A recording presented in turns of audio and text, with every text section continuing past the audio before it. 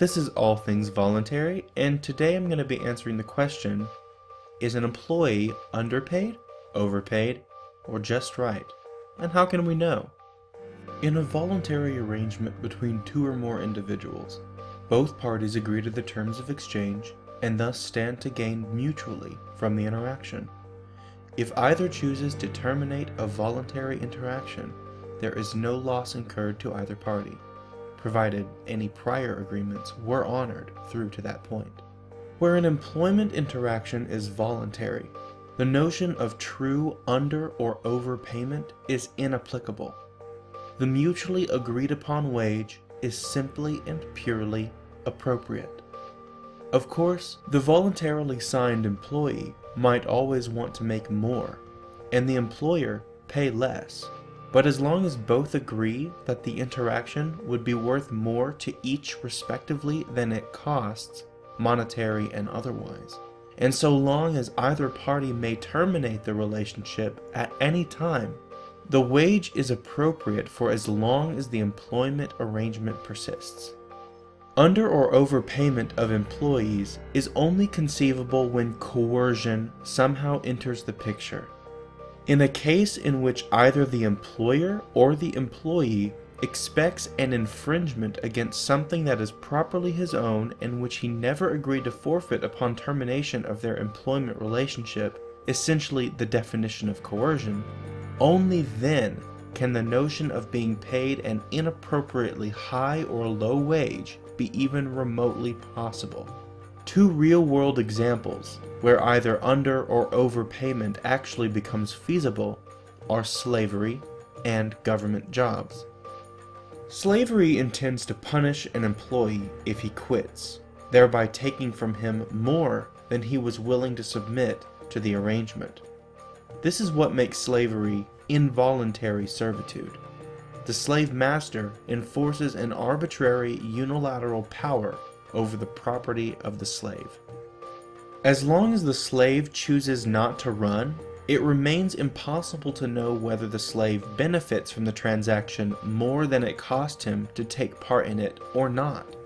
It is possible that he is actually happy with the job and how his master pays him, and that be the reason he stays. One can only hope. But the far more likely scenario is that the slave only stays with the master because he fears punishment. If this is the case, then he must be losing from the arrangement, but is afraid that attempting to break the arrangement will cost him even more. In this case, it can truly be said that the slave, the involuntary employee, is underpaid. Unfortunately, it is impossible for a bystander to know whether a slave who stays with the master appreciates the arrangement or is just afraid to run.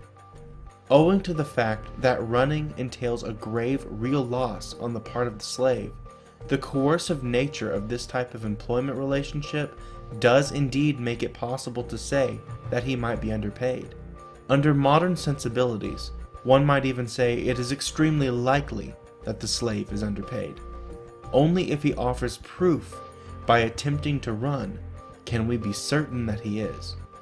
The second example where it is impossible to say with certainty that a payment is acceptable is in the case of a government employee, where most persons and businesses must exchange scarce resources of their own for the payment of others on mutually advantageous terms, thereby both constraining and justifying all future expenditures. Governments encounter no such limitations. They have legitimized the power to collect revenue under threat of force. It is therefore impossible to know whether its ability to pay employees is the result of previous beneficial interactions or extortive losses on the part of the government's taxpayers. There may certainly be those who are more than willing to pay what is asked for in taxes to receive what government services are provided. But it's also possible, and again more likely, that the true reason most citizens pay what the government demands is to avoid being arrested, due again to the coercive nature of the interaction called taxation. It's impossible to be certain whether it results in a true benefit or a net loss to the citizen. For this reason, it is also impossible to determine whether the payment of government employees is justified by benefits provided or comes at a net social loss.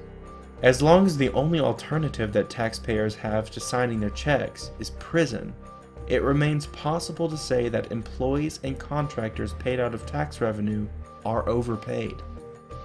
This has been All Things Voluntary. Thank you for watching.